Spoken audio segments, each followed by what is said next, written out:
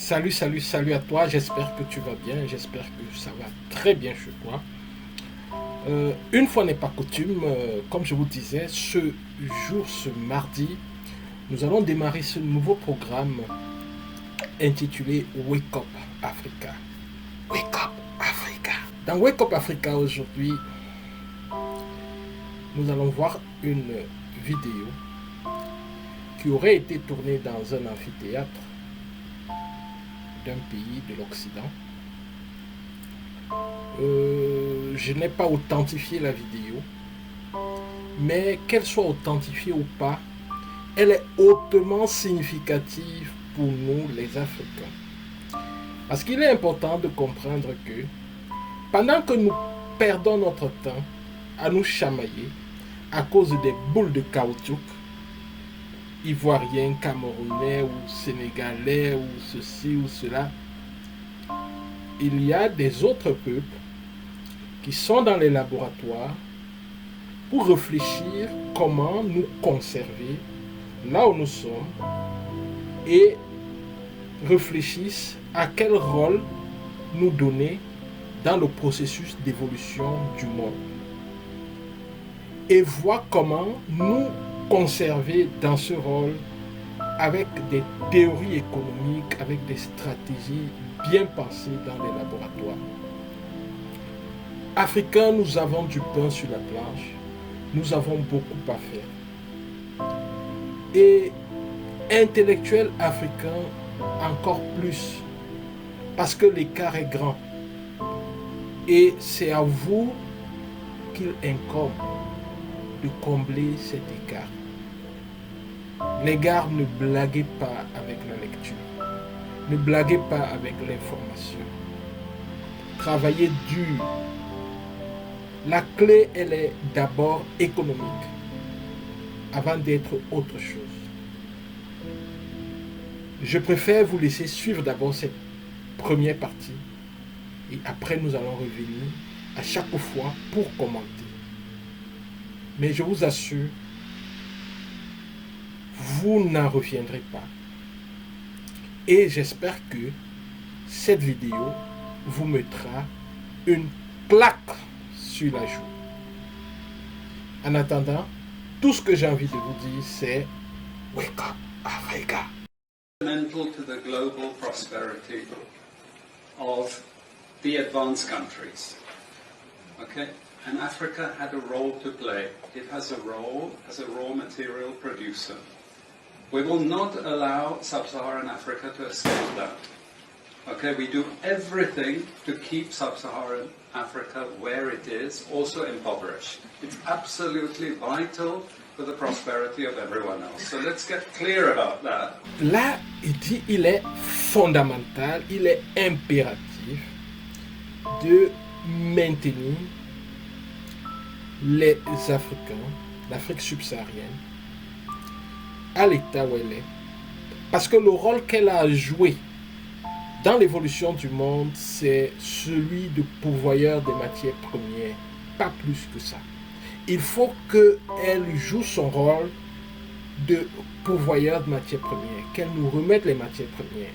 Et il faut que ça, ce soit clair. Il le dit clairement. Il le dit clairement. Continuons la vidéo. Okay, and this means all the economic structures, all the global institutions, and the economics we teach everyone is all designed to keep Africa exactly where it is. And whether it is Europe or US or now China, it's always the same. We need Africa to be impoverished because we need those raw materials and we need them dirt cheap. Okay, so that's the message. It doesn't mean to say that there's nothing Africans can do. Of course there is. Nous avons besoin que l'Afrique reste où elle est. Nous avons besoin de ces matières premières et nous avons besoin de ces matières premières moins chères. J'espère que vous lisez le sous-titrage parce que c'est important de comprendre. Il faut que ces matières premières soient moins chères. Alors, il faut qu'elles restent où elle est, à l'état de sous-développement. à l'état de sous-développement. Qu'elle reste là où elle est. Qu'elle ne bouge pas. Qu'elle ne bouge pas. Okay, but this is the opposition that they're fighting. This is what it's about. Because if Africa does do something different, I assure you living standards of all those in Europe and North America and Asia is going to fall. Okay? And that is a big price to pay. I assure you that the West is not going to allow that without a big fight. Okay, so this is what it's fundamentally about. What I want to show you is how these structures are operating. It's just 20 minutes, so we can't do very much, but just to give you a little bit of an idea. And why I keep the ideology part there is because we are part of the producers of ideology. At universities and academic institutions, we are complicit in this whole enterprise. Okay, so the job of many Western academics is to convince Africans they have to keep doing what they're doing.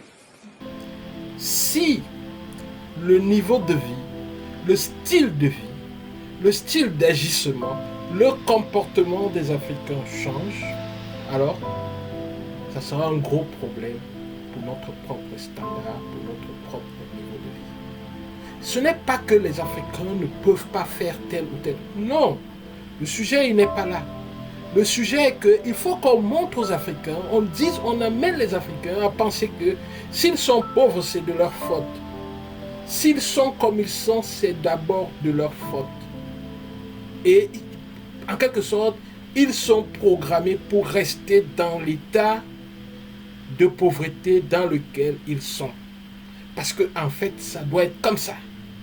Rien ne doit changer pour eux. Et il faut qu'ils l'acceptent, il faut qu'ils le comprennent, il faut qu'ils le boivent.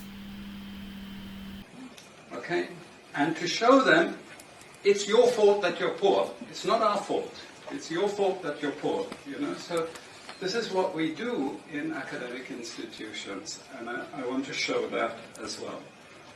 We just start. This is what it's basically about, so you know what it's about. But I want to just show you the extent to which Africa is specializing in the production of raw materials and basic agricultural goods. We know the basic forces that have caused this underdevelopment. We know it's colonization.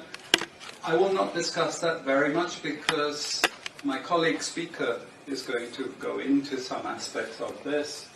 But I do want to discuss the global economic structures, the global financial institutions, and economic ideology, briefly, to give you a flavor of those.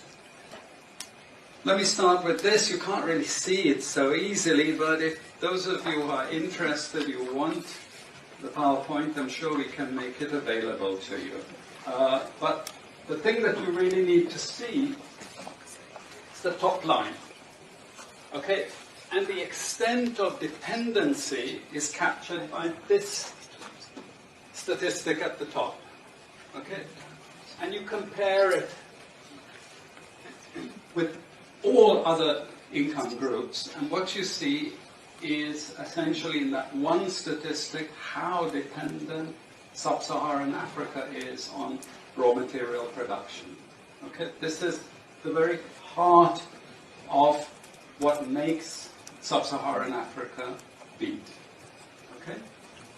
Here, just to have a look at one very important additional statistic, with all this export coming from sub-Saharan Africa, how much does sub-Saharan Africa account for in terms of global trade value?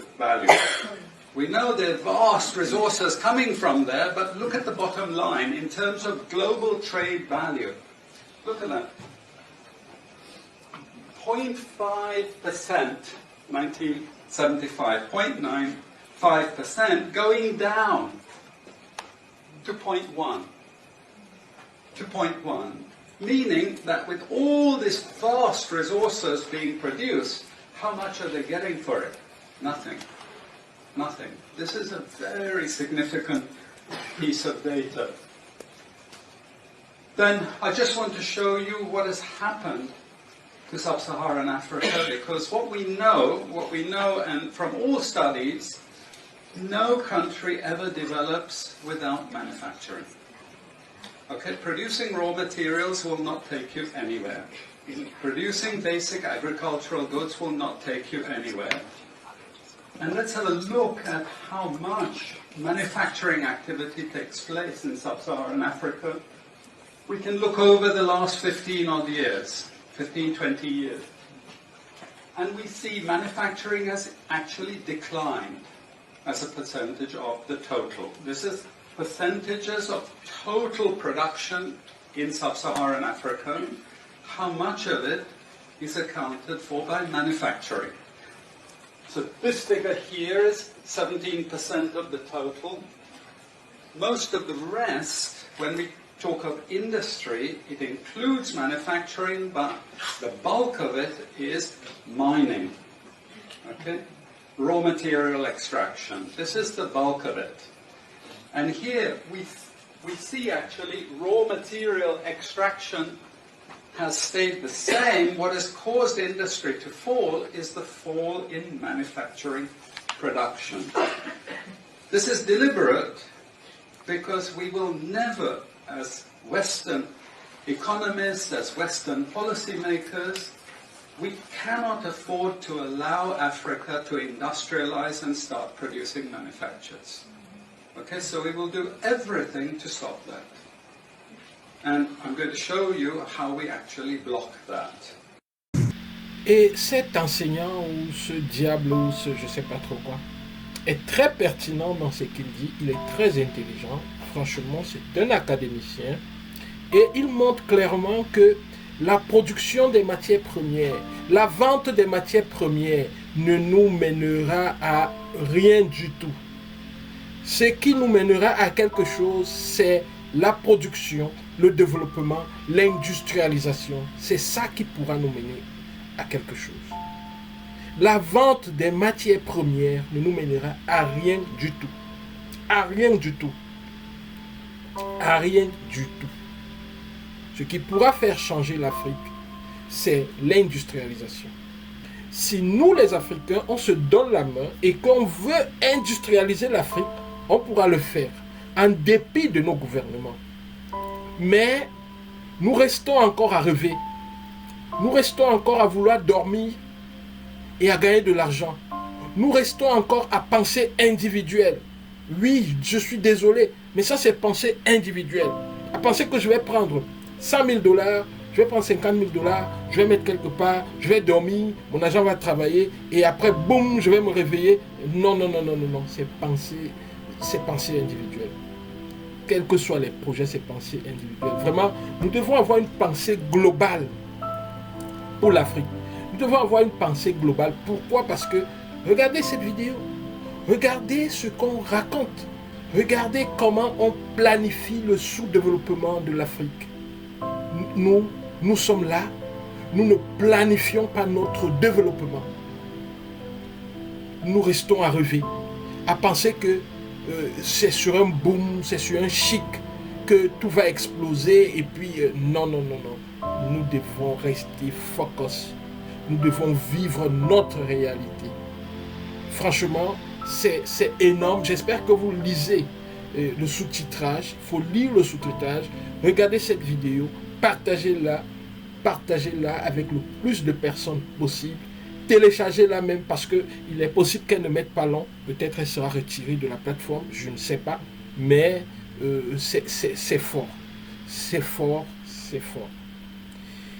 Ce que nous devons faire, c'est de nous réveiller. Nous devons nous réveiller. Nous devons nous lancer dans des projets communs, des idées communes, travailler ensemble, mais penser avant tout au développement, à la production locale. J'ai lancé des formations ici sur les créations de marques et tout.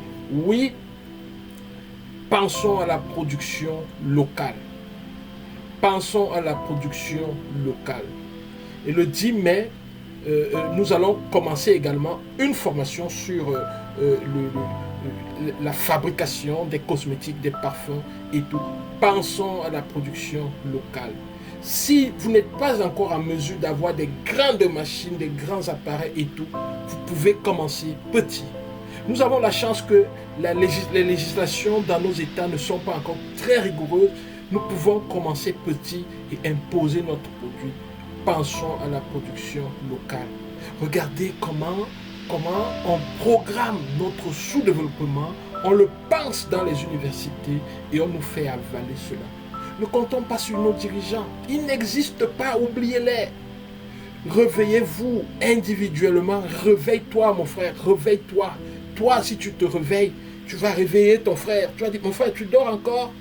Quand il va se réveiller, lui aussi va réveiller celui qui est à côté et nous serons tous réveillés. Wake up, Africa.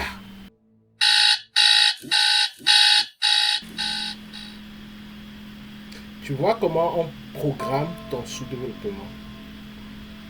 Tu vois comment on prévoit de te garder dans la boîte. Tu vois comment on planifie le futur de tes enfants dans la pauvreté. Dans la pauvreté en continu. Tu vois ce qu'on fait. Et tu veux dormir? Wake up, Africa. Wake up, Africa. Au revoir. On se retrouve mardi prochain pour une autre édition de Wake Up Africa. Sur quel sujet ça sera? Quelle est la claque que tu veux avoir, mon frère, pour te réveiller? Mardi prochain, peut-être ça sera cette claque que tu auras. Mais sache une seule chose. Tu dois te réveiller. Wake up, Africa.